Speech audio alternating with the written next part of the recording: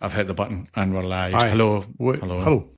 Hi. Do you know what? It's so great to have Jules back. Shut up. What, was your nose out of joint? No, you've talked about it a lot, about the fact What, that talking about Terry?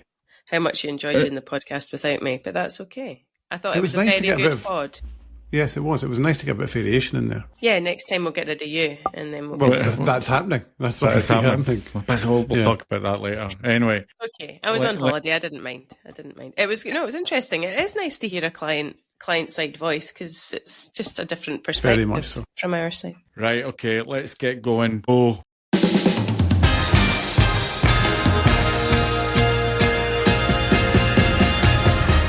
Welcome to the Good Brand Podcast. We are a brand consultancy. We're in the United Kingdom.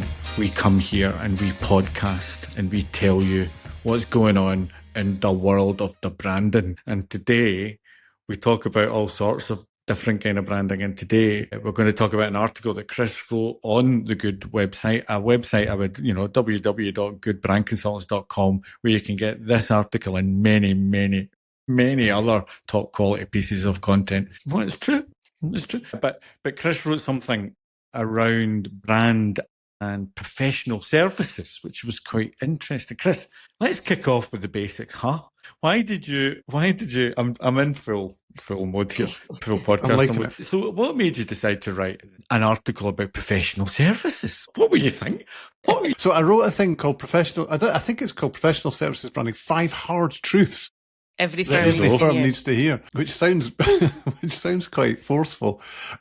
So I think I wrote this because we have done quite a bit of work in professional services as well as our kind of B2B tech space, and I was thinking about how it struck me how there are similar challenges, and I thought it might be worth trying to just carve them out and talk about them. We've also done some work with professional services firms in the B2B tech space. There you are. Straddle both. Brings us a unique perspective. So I do think that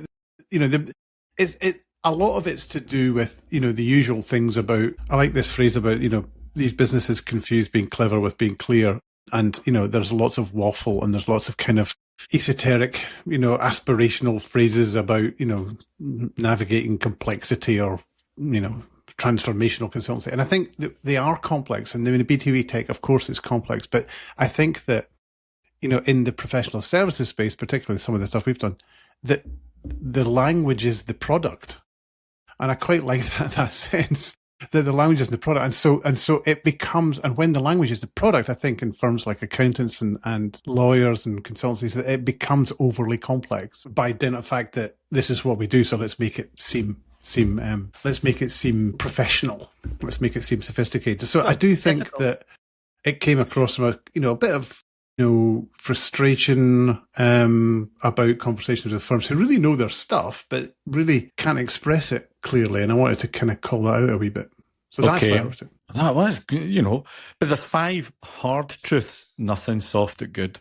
Let's start off with the first one, Chris. Your first one was say what you do, fast, plain, and in your own voice. Explain yourself. Well, we talk about this about homepages being the elevator pitch and stuff, and the fact that if you bury the lead, then you're already losing, right? So there's this thing about saying what you do early, and it's not just about, I suppose, simplifying. It's about owning your own voice and saying what you do, and not being afraid to strip that down to just being straightforward about it. And I think quite a lot of firms, I don't know what you guys think, but I think quite a lot of firms sound like they're afraid to offend people or come across as too simple. So that I think is something that is an enduring requirement. You have to be able to say what you do and say it in a way that people understand. I think and that's I don't know why they don't. Well, I think it's something that straddles both. I would say we see it a lot in B2B tech when it comes to talking about, the seemingly dumbing down of how smart the technology is. There's a fear of that, of if you don't make it sound complicated, then it means it's not clever. Do you know what I mean? Mm-hmm. And I think the same probably so with professional services, be that lawyers. And we've been critical of firms in our own space where, you want to be seen very much in that professional services space. So you overcomplicate the world of branding to make it sound much more complex than it is. Now, But I was gonna ask you guys. Well, I don't know. We see this all the time. Why do you think? What is it that stops people from writing really clearly? Is it ego? Is it fear? Is it just habit? What is it? What? Because it's there all the time for us, isn't it? It's one of the challenges that's we're always dealing with. I think something. Well, sure, I'll have a view on this, but I think one of the things I was going to say was we see a lot of all about us and not much about you in terms of the customer. And I think that in itself kind of breeds that slightly more complicated language where it's not, if you're not approaching it from what's the customer problem you're solving, then you're automatically talking a lot, you're writing for yourself. This, we that, we do well, this, listen, we do that. Let's hold that thought, Jules, because you're absolutely right, but that's number 3. So let's hang on. We're going to get there. But you're right. I think the other reason is that people are just kind of going, but we can't just say we're not just a chartered accountant. We're not just a professional. It's the Buzz Lightyear. We are infinity and beyond. And so when we've got to make that clear on the homepage that we're different from the other 6 guys that you've just probably had a look at. And that leads you to that kind of abstracted language, quite quickly. Yeah. And I think that's where it becomes, and I think there's also the kind of, when actually a homepage and a brand is going, this is who we are, this is what we do. And there might be differences, but if you're compelling at that first stage, as you progress in your investigations, you're going to find out a bit more about it, and then you'll find out the differentiation. But it's not in a strapline. Yeah, I think also some of the experience we've seen, particularly working with leadership teams in this space, everyone has a point of view, and that's slightly different. So you end up with this internal political people-pleasing exercise of just add that bit in, we'll just add that in, we'll better say that, we have to say that as well, we can't miss. And where you have different disciplines across the business who all want their thing to be most important, whatever it is, whatever voice it is that's coming through, it ends up with something that you're trying to say everything when actually you should just. And it's the bravery around, let's just say the one thing. Yeah. And that takes us down a different road. Sacrifice. Yes, that road. But it does come back to all of this. So I do, that it ladders up to that sense of, are you clear on what you do and don't do? So yeah, I think it's a big one, and it's one we always fight against. And again, I say, we are not immune to it. We need to fight against that. And Stuart, you're quite a good conscience for that for us about, what are we saying here? And we need to be careful not to disappear our own fundament. Yes. So that's the first one. What was number 2, Chris? What was number 2? Fast point. So number 2 is about legacy, and it's about names, and particularly in services firms, I think legacy names are fine, but so give us an example of that. Legacy thinking isn't. So, what I mean is that a lot of these firms have the founder's name within them and it's maintained, and that's great. But I think, the issue is when a legacy name becomes an excuse not to evolve. And sometimes, sense of, we were founded by this guy, and when you dig and dig and dig, and we've been in this situation before, you find out that the name and the guy was not a particularly good guy or a good name or a good thing, but so it can carry weight, but it also is about an anchor that prevents the business from evolving. And I think it's really important that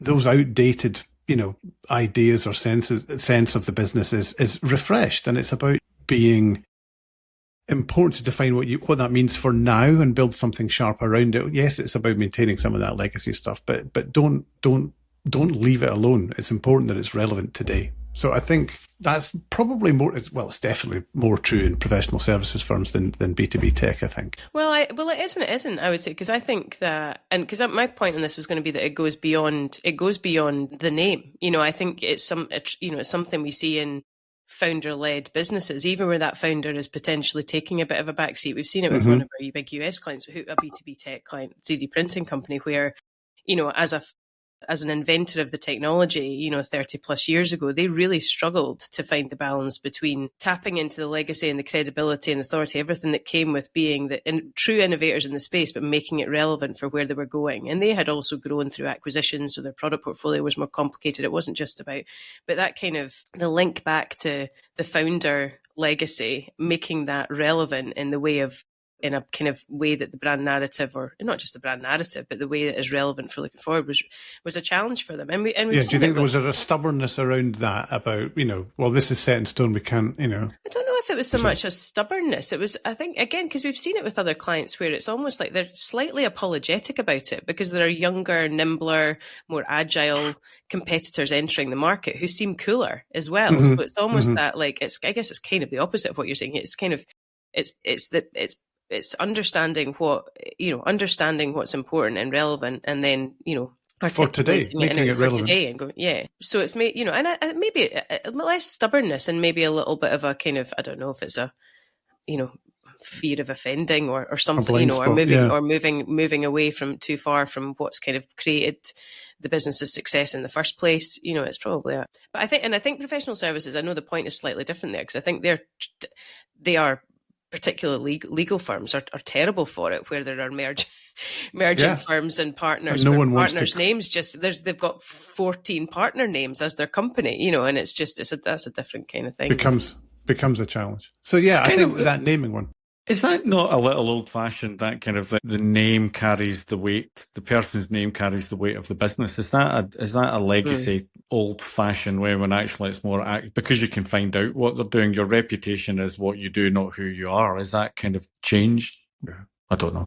Particularly in provisional services? Well, I don't know. I think maybe it has for some, but I think I would be interested, because I haven't actually looked at it, I'd be interested to see how many legal firms, how many are founder, like are not necessarily founder, but are partner led in their naming versus somebody like I don't know, somebody else. Yeah, I mean, Chris, when you were setting up Good back in, it was weird back in the 1890s. Was it?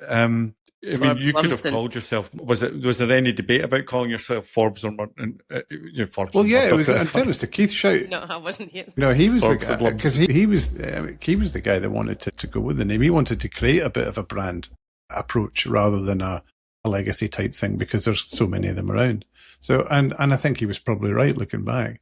I didn't really have much of a point of view on it at the time. I just wanted to get started. It is weird thinking about it. You think about it,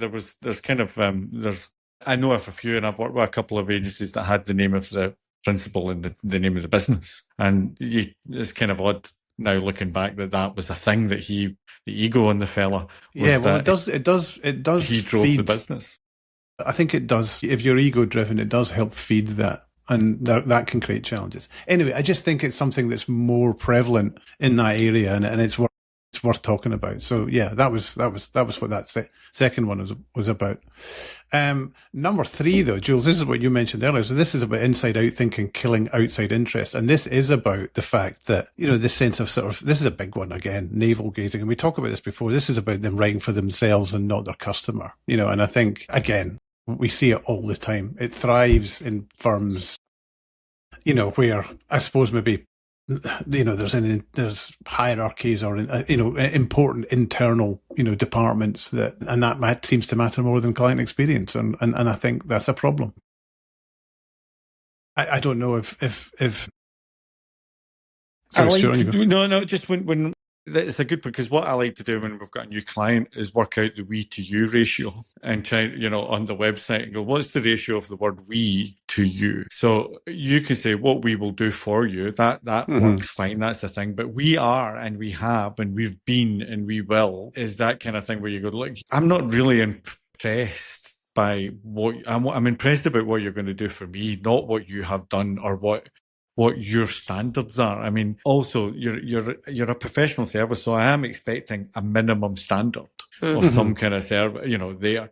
But I want to know what you're going to do for me. And I think that kind of the we to you ratio is always quite interesting to kind of go, right, are you customer focused? Because you'll say we are customer focused, and continue to talk about we for the next 30 pages. It's crazy, isn't it? Yeah. And it's that, we call it the inside out bias. We talk about it in the report that we've done. It's a common outcome just when there's technical thinkers in the business, and, and they want to talk about themselves. I think it's a key point. And this is the point I made at the beginning, especially when language is the product in these consultancies and service firms. It's really, and we all know it's a common stereotype that lawyers use a language that no one understands, and it's a wall that's built around that. And, but it bleeds into their everyday language. It bleeds into, the way they talk to their customers as well, even on just a day-to-day basis, which I think is a problem. And if that's on your comms, it becomes wallpaper. Smarter people using dumb language. That was something, again, not to nudge it back into B2B tech stuff for a minute. That was, if you remember, something that Ryan talked about, an ex-client, when he was on the podcast a few months back, or longer than that now, about product-led businesses, product-led businesses in the tech space, product or engineering-led businesses who are so proud of the technology, that's what they want to talk about. So it's not necessarily coming from a place of wanting it to make it sound complicated, but it's that kind of pride in what they've created. But yeah, it's just, but the output is the same, a very kind of internally driven kind of, piece of comms. Again, there's bravery needed to cut away jargon and lead with, simple, relevant, simple stuff that people get. Again, I mean, these are not rocket science, insights, are they? They're fairly common. We see them a lot, but it's amazing, as you said, Stuart, that when you're in it, you can't see it. Yeah, and that's the objectivity we bring to that stuff. Yeah, and as a client, if you're a client redoing the content for your website, it's very, even if you start off with a kind of clear goal in mind, it's very easy to get in the weeds and get off track. And not before you know it, you've got something that's inflated and overly complicated. When even if your intention when you set out was something much simpler with the. So it's not easy, like you say. It's just, but it is important. Okay, What's number four? What's number four? This is, I've called it looking professional is not the same as looking the same, which is slightly sort of Explain odd yourself. to unpack. But this is about just safety, safe ground. And there are conventions that define how firms should look, and professional services are no different. There are lots of navy blue logos, there are lots of generic strap lines, the visual metaphors of handshakes or, meetings in boardrooms or a guy staring out a window. So that's where we are. And, in our report, we talk about stuff like, the Buzz Lightyear kind of approach to, solving, tomorrow's problems today and all that kind of stuff. That happens in that overly hyped way with B2B tech. And I think it's no different in professional services. They do it too. It's just a bit more kind of cautious and a bit more kind of, we don't want to seem different to the pack. So let's just kind of settle in. But I think it's that usual thing, and Stuart, you've talked about it a lot. It's not about not being slick. It's a complete lack of personality, and I think it plays into some of the other bits that we talk about some of the language that's used. And again, I think the solution is you have to be brave around some of this stuff, and drop some of the cliches and try and dig into what makes you, what makes you, and how you're going to be remembered. So I do think that this sector is driven by very powerful conventions, probably as powerful as some of the stuff in the B2B tech space that we've seen. Just legacy and fear, I would imagine. Sure, you don't look. No, I kind of. No, it's not. No, I do think it's difficult for these. I feel sorry for businesses that have got to build websites and feel that they've got to be different, because we've been working with professional service, and then what happens is being brave goes too far, and it's like going, you know what we're going to have to do? We're going to make everything on this page move because we're dynamic. And while I'm being sick in my mouth and feeling a little bit nauseous because everything moves and I'm trying to focus it. And I think, you could argue that professional services is the original Me Too problem, because everybody's essentially doing the same thing. Mm-hmm. And so what you're trying to get is more that point of view. It's like, well, how do you approach this? That's what people are trying to find the difference. It's not whether you've got necessarily a logo different or blue. You want to kind of stand out, but it's your point of view and how you approach your problem. Well, it's back to the language, isn't it? It's the same with us. Language. It's back to focus. It's back to language. It's back to positioning. It's all of that stuff that helps you.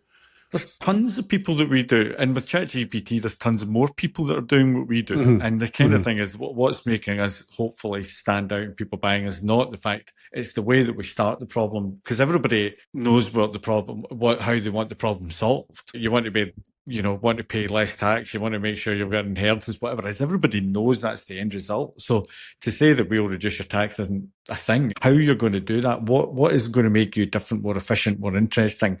Well, something rather than everybody else. And I think that's where I got to stand out. Yeah, 100%. 100%. So it's again, it's it's whether they're willing to. My question is, are some firms afraid of being memorable? No, I think there's a fear of putting down your point of view on paper, because what you're doing is making a promise, and you're kind of going, right, and then if that promise isn't then met for whatever reason, then you say, oh, well, it's said in the website, and people are, I mean, half of the fun that we have is getting things past legal, and even though we're not saying anything particularly, when you look at it, you go, we're not really saying anything offensive or controversial or anything else, but legal will come back and go, this implies that. And I go, well, but that's what you do.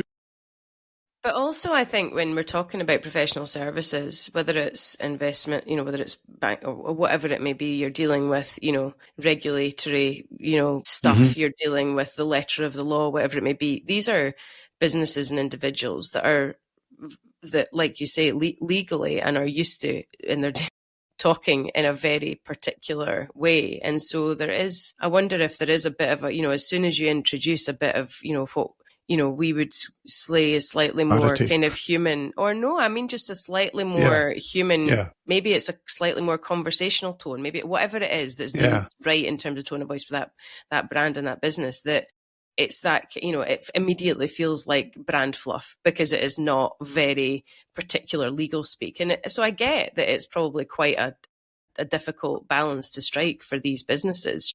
Where it's easy for us, isn't it, to talk about it? But this is how, there is no grey in the, whatever it's, or what.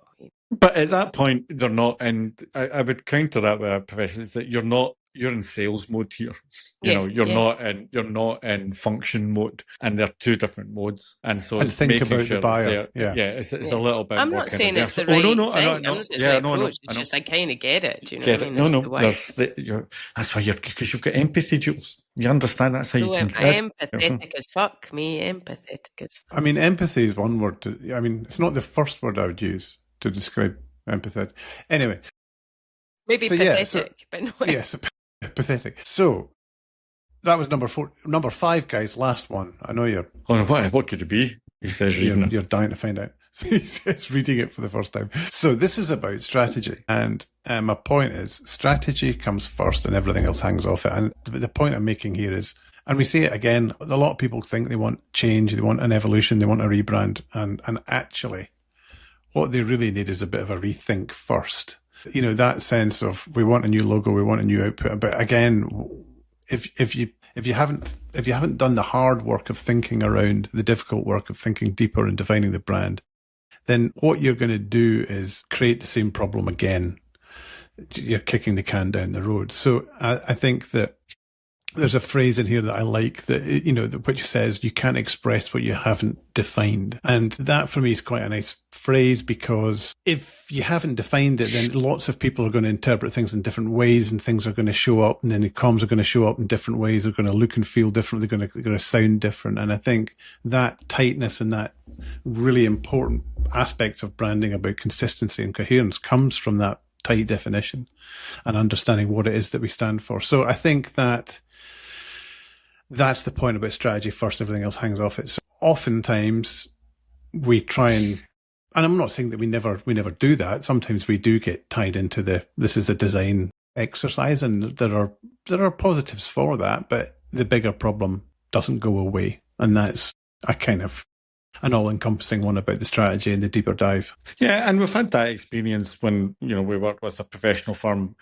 and they had, should they change the name? Should they do this? Should they do that? And actually it was a bit more deep-rooted to, because any brand work should be tied to a business strategy, and they were willing to go international. So there was a question about the name, does it make sense? And so what it isn't is the colouring in department being brought in to kind of make it feel funky for 2005. It's kind of going, well, fresh. Fresh is let's freshen it up a bit, because they're bored with it.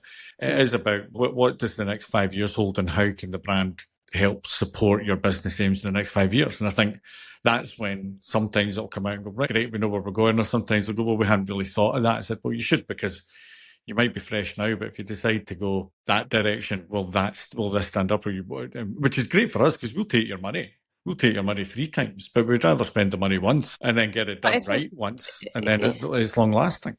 But I think, and to that point, I think that comes, and we talk about it on our site, we talk about it in our creds, the type of clients that we look to work with, that we seek out, that we look to engage with. And it's that, I think this isn't about us expecting clients to come with the answers, but because generally, if we're having a conversation, it's because they've identified an issue or a problem somewhere in their business. And, the first part of that conversation is usually that it's not necessarily, the root of the issue doesn't necessarily lie where they think it does, because like you say, Chris, it's kind of track it back to those kind of foundational brand elements. So if there's, the things that we talk about around looking for clients where you have access to the leadership team, the decision makers, they as a culture, as a team, as a business, have an openness to challenge for us to ask lots of prodding, probing, silly questions to kind of help that initial sort of diagnosis phase, for want of a better term. And I think so. It's that's what, like you say, Stuart. Yeah, you can, from our point of view, this is that stage of the process is about making sure that the work is future proofed and that they're not finding themselves 12 months down the line having to go through that exercise again, because there will, as we say, there will be pain. There's always pain in these things when you're asking difficult questions of senior people within the business. So let's make sure we do it once, do it properly, and then it's kind of the foundations are enduring in there for the long term. And Beautiful. So, well, Chris, that was fascinating. That was good, man. Well, yeah, I think that, whether you're in B2B tech or professional, there is. I mean, these firms and the offers are technical. They are. They're detailed and technical, but whichever one you're in, the same truth holds, which is, you need to. If you're it's built on technical expertise and understanding, you've got to express it, but do it in a way that allows it to be clear and consistent and coherent. And that's, that's about brand. That's about understanding the brand first, I think, is the summation. You've summed that up perfectly. Right. I'm going to get back to work. Well, it took more time to sort our technical challenges than it did to record the podcast. But it was well worth it. As a win. It was well worth it. It was an absolute treat. So, yeah. Right. All right. Thank you. Thank you Thank both. you. Take it easy. See you Bye. soon. Thank you. All the best.